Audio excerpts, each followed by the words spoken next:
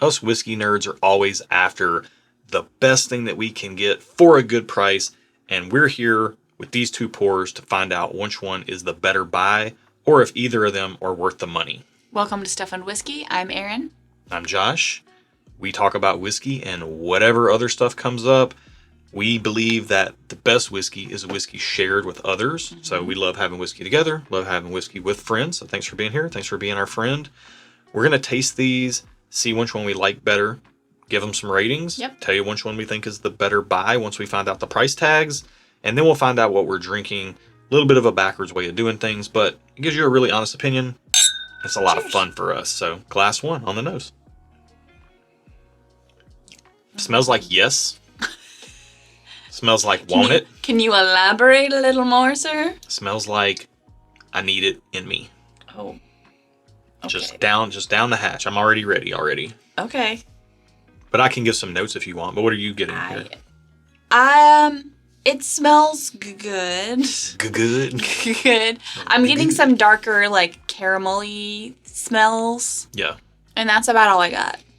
Yeah, it could be rye, but it smells like bourbon. We are legitimately double blind. We don't know what either of these are.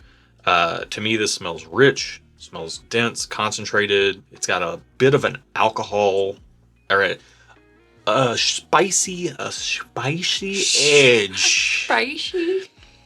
But I like it because there's a lot of sweetness here. Okay. And that's getting kind of offset by that spice. So it's like sweet and spicy. Obviously, my wife here, you can tell I like sweet and spicy things. Yes. If I keep talking like that, she'll get more spicy through this video. So yeah, it smells great. It smells kind of like if I'm going to be whiskey nerdy real quick, it smells kind of like a Brown-Forman product, like something in the vein of like an Old Forester or a Jack Daniels. What about this makes you say that? As someone who doesn't know I don't know what that means when you say that. So what does that mean when you say that? What do you mean when you say that? Or Barton, which is not a Brown-Forman product. But what I mean by that is I'm getting like cherry, a little banana. I'm getting a pretty nice dose of like a brighter vanilla in here. Not like vanilla extract, but like a vanilla icing or like a, vanilla treat. Like a brighter, like a dog treat? A brighter vanilla. Well, I don't know. I've never had dog treats, so I can't speak to that. I hope so. I hope not. I'm getting all that and even like a little bit of chocolatiness as well. Okay. So it smells like it smells good. I really like the smell of this. Let's drink it. Cheers.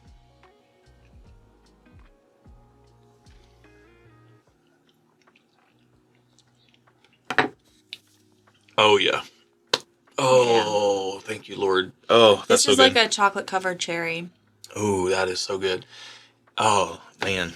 I can see how you'd like this. I need a second first sip before I give any thoughts. It is like a chocolate covered cherry, but it's like there's a cola note in here too that makes it kind of that spicy edge I was talking about on the nose is coming through like carbonation on the palate. Like this, when I taste whiskey like this, I get excited. Like that, I like that a lot. That might be 2 thumbs up whiskey for me. Yeah, this is like a cherry Coke. You know how they do like the fairs do like bacon dipped in chocolate, Oreos dipped in chocolate. If you could take a cherry Coke, solidify it, and dip it in chocolate, that's kind of what this would be. If those flavors actually melded together. I have found personally that bacon dipped in chocolate doesn't taste very good because the flavors don't meld together, they stay separate. And if I want that, I'm just going to eat bacon plain, I'm going to eat chocolate plain. This one, the flavors melt together, and that's good. Mm-hmm. So I do say that it's a plus. Everything that I got on the nose, I'm getting on the palate, but it's amplified. It's all darker. Mm-hmm. It's all richer. I'm not getting the caramel on the palate, but I did get it on the nose. Good point. I'm getting the cherry. I'm getting kind of the banana's gone. We're just like cherry, chocolate, cola. Carbonation. We're saying notes. And what I really would like to convey here is the experience that this glass is giving. It is punching with dark, rich, dense flavors. Mm-hmm. It tastes like it could be, to me, what this tastes like is it could be a special release or like a really good single barrel of something, which is I would say like a great time to mention that we do single barrel picks for our Patreon community and they release specifically and exclusively for Patreon, which you can find in the video description below.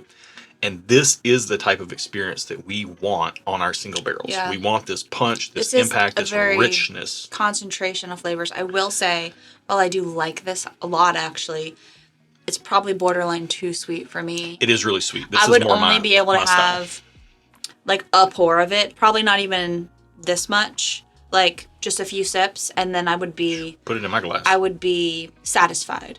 Yeah. I will enjoy it while I'm drinking it, but I don't need much of it. Yeah.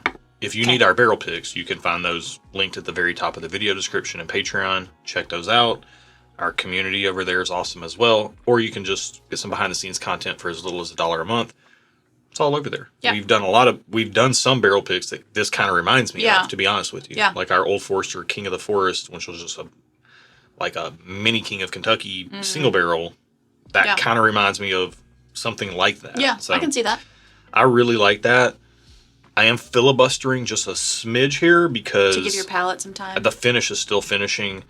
I will say we're going to try the second glass and Let's smell it. We'll find out which one we prefer. We'll find out the price before we find out what we're drinking and see if that changes how we feel. Right now, I'm 2 thumbs up on the first glass. Okay. The price could change how I feel about it, though. Let's smell. That'll give your palate some time to recover while we're smelling. Glass 2 on the nose. This smells a little bit sharper to me. Instantly. Boy, this matchup was made for me. This is like, if there's a match made in heaven, me and these two, we need to get some sister wives things. Like, what do we need to do here? Like, I can't just pick one, I don't think. Like, I can. Look, in real life, I would never want more than one wife. One wife is plenty to keep up with. Am I too much to handle? No, I didn't say that. I feel like I'm pretty easy. You are. I feel like I'm pretty... Let's rewind that. I feel like I'm very low maintenance as a wife. Yeah. That's the right language. But these two, like, I wouldn't want to be without either of them based on the nose.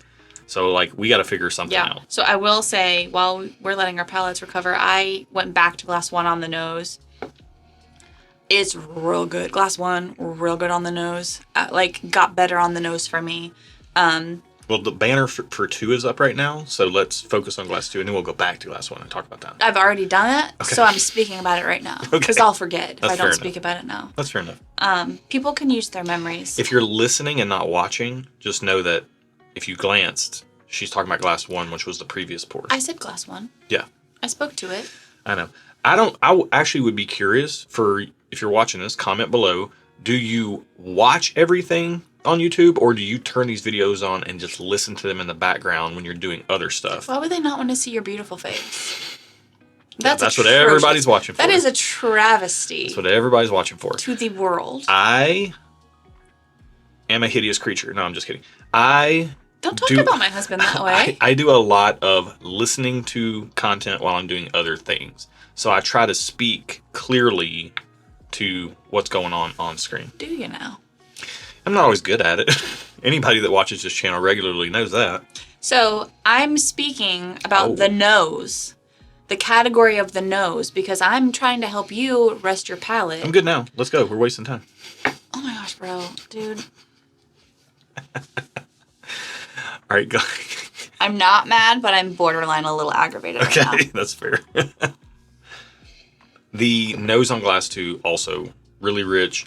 It's more of a tart cherry on this, like almost like borderline overly ripe. It's a little sharp on the nose for me, so let's taste it. Glass 2 down the hatch. I need my drinking hand.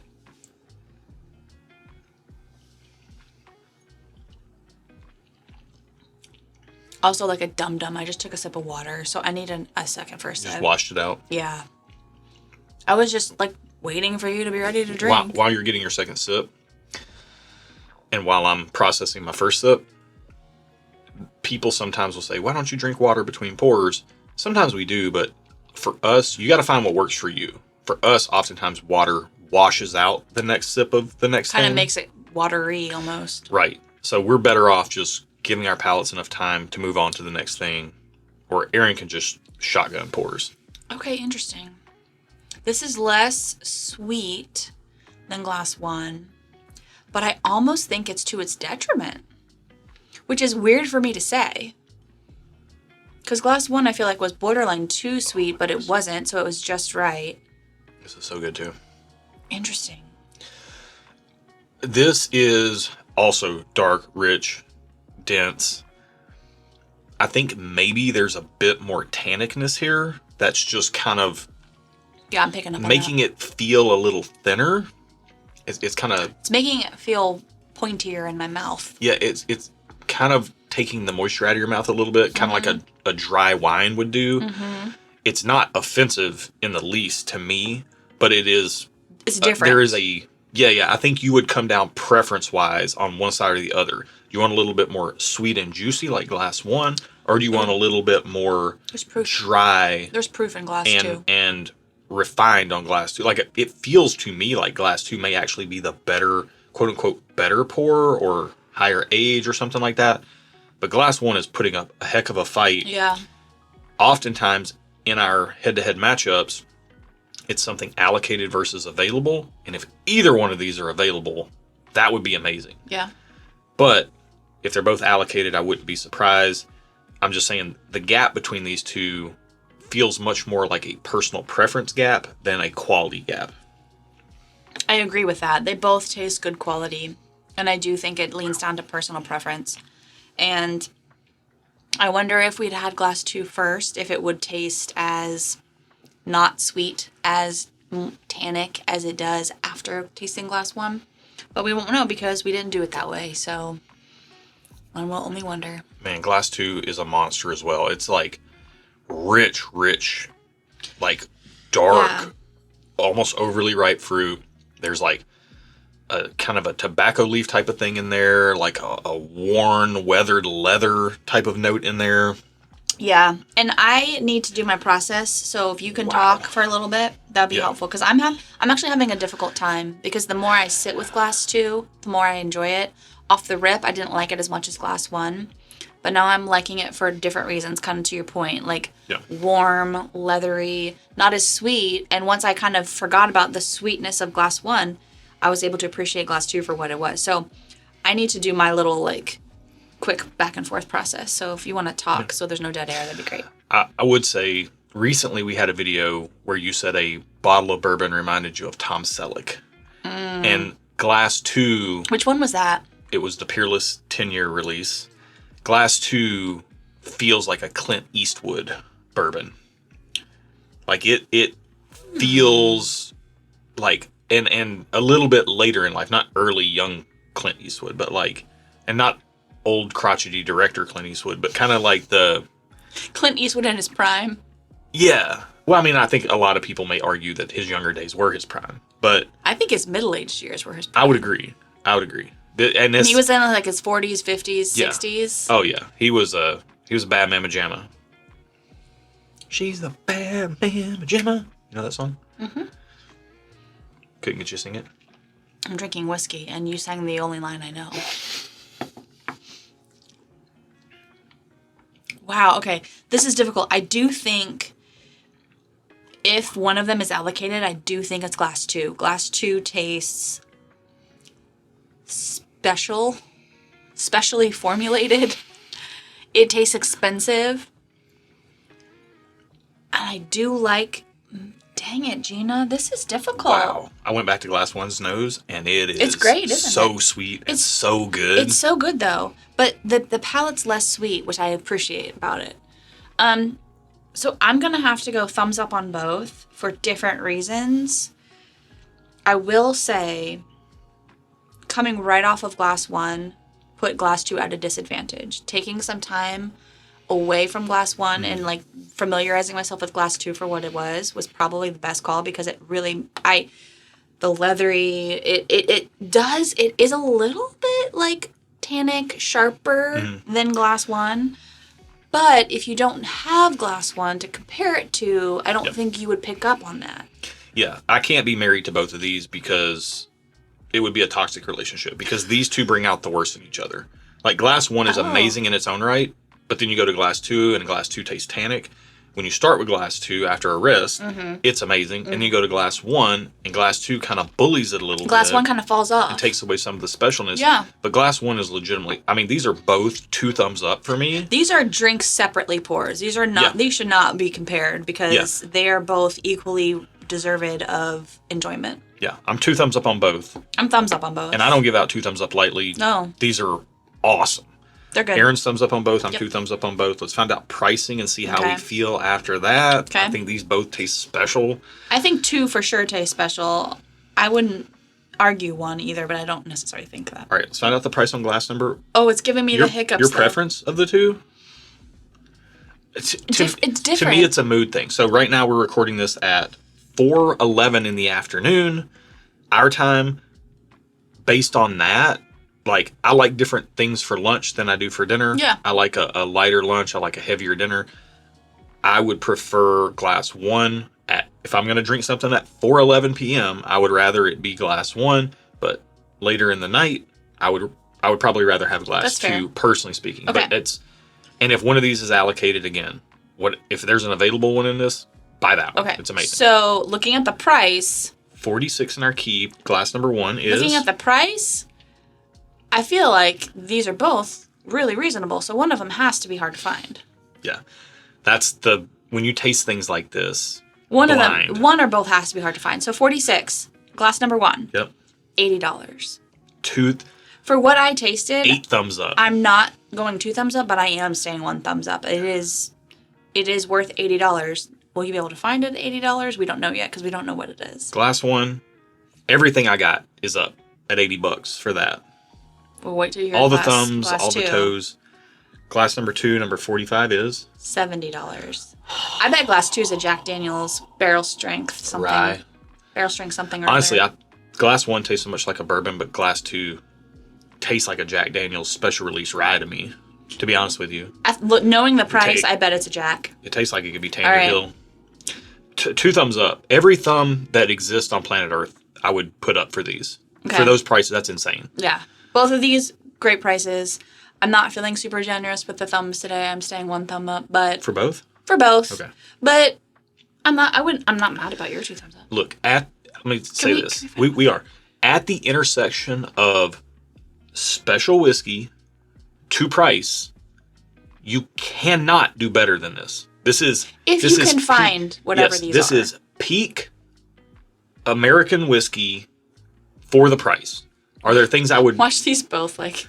Are there things I would rather drink over these? Yeah, sometimes. Just depends on my mood. Mm-hmm. And, like, I would spend more for other things that, like, maybe had a richer red fruit note or maybe had a more caramel-leaning note or whatever. But these are amazing for what they are. And end of sentence, period. Glass number 1. You end your sentences with the word and? Glass number 1, number 46. My sweet, beautiful grammar Nazi. Boom. What is 46? 46 is the Jack Daniel's Barrel Proof Rye. Glass number 1, number 46? Jack Daniel's. That's rye whiskey? Barrel Proof Rye. So what's 45? Tanyered Hill? Jack Daniel's Tanyered Hill. And the Tanyered Hill is thanks to Bill and Delia Kavanaugh. Oh, man. What's the proof on that Tanyered Hill? The Tanyered Hill is 135.8. Okay, and had a lower proof. The Barrel Proof Rye is 132. They're both in the 130s. I felt the proof on the Tanyered Hill. This is... Oh, you can't do better. Dude, okay. For the money. That rye, you can't do better. That rye tasted like a bourbon. Yeah. It straight up tasted so sweet. How do you do a rewind sound? I don't know. 2020. No, that's the VHS tape getting chewed up by the VCR when you hit the rewind button. Remember when you had to be kind, please rewind? Rewind. All right, let's rewind to 2020. We need to bring back Blockbusters. The year is 2020. Let me paint the picture for you. The world is in shambles. Everything's burning. Yeah. Jack Daniel's released. Let me just be clear. I didn't give a rip about rye whiskey in 2020. Is this going to be a long story? No, it's going to be short. Okay. I didn't give a rip about rye whiskey in 2020. I said I wasn't a rye guy. We started this channel. I didn't care. You said that in 2021 and 2022. I think 2023 is when you came around. Okay, hang on. Let me get my story out. Okay. You're not wrong. But 2020, Jack Daniel's released their special release Heritage Barrel Proof Rye Whiskey. It was a special release. In 2019, they did a Tennessee Taster, which is like a little... Small guy. 375 milliliter that was released. We're in Nashville, Tennessee. It was released in the state of Tennessee only. And I didn't pay attention to either one of those things because I'm not a rye guy. Well, fast forward a couple years, I get to try that Jack Daniel's special release. Oh my goodness, this is incredible whiskey. I'm a bourbon guy. This is incredible whiskey. Period. End of statement. As we've gone on, Jack Daniel's Barrel Proof Rye, I maintain, is the best barrel proof rye available on the market for the money, period. Are there single barrels of other things we have that would rival this? Yeah, sure. 100. I mean, this right here, this Evernorth. This Evernorth is a Sagamore Spirits 7-year rye. It's 140 proof. This would rival either one of these for $70. But that's a single barrel. Mm-hmm. And it's only distributed sparingly. Like if that were our single barrel pick, it's not. But if that were our single barrel pick, it would only go to our Patreon community. Mm-hmm. These just, Tanyard Hill doesn't just exist on the shelf, but theoretically you could get it. It's distributed if you know somebody or are willing to pay. These Jack Daniel's single barrel ryes just exist on the shelf. Yeah. Like, wow. And sometimes when I drink Jack Daniel's single barrel proof rye, I legitimately think to myself, why am I buying anything else? But it's because things like that Evernorth exists. It's because things like, our Nashville Barrel Company picks exist. All that sort of stuff. Yeah. Like, I like different profiles and experiencing different things. But if I were just keeping the money close to the vest and wanting to spend as little as possible for the best whiskey possible, I think Jack Daniel's Barrel Proof Rye may be the best whiskey. The value is top notch. The value for what you're drinking is probably the best on the market.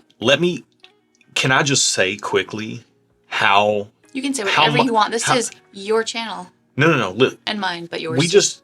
The whole point of this, when I put this in the head-to-head pool, was that, like, how much better could Tanyard Hill be than a Jack Daniel's Single Barrel Proof Rye? It's different. We just tasted Tanyard Hill, their special release for 2025, and all I'm doing is talking about how great of a value the shelf Single Barrel Rye is. Yeah. If that doesn't speak volumes from a whiskey nerd that's been in this for 20 years and been a nerd for... 20 years? I've been drinking whiskey since 2006 when I was in college.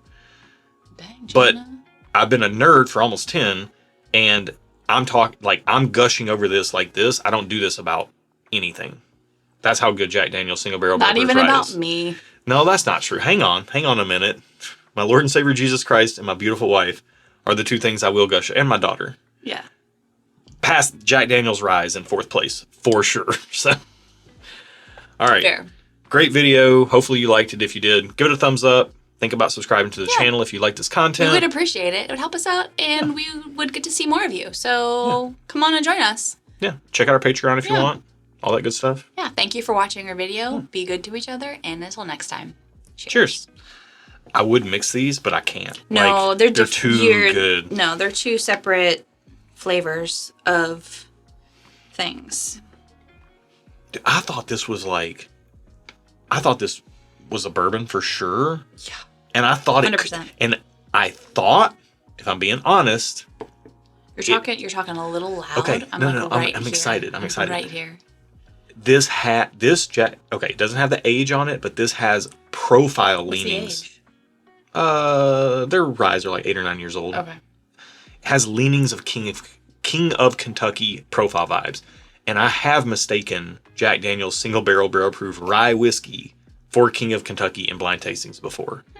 It doesn't quite have the age punch of, like, now that King of Kentucky is like 15, 16, 17 years old. But like the 14-year-old really, like, it ain't far off. Yeah. Wow, it's crazy. Okay.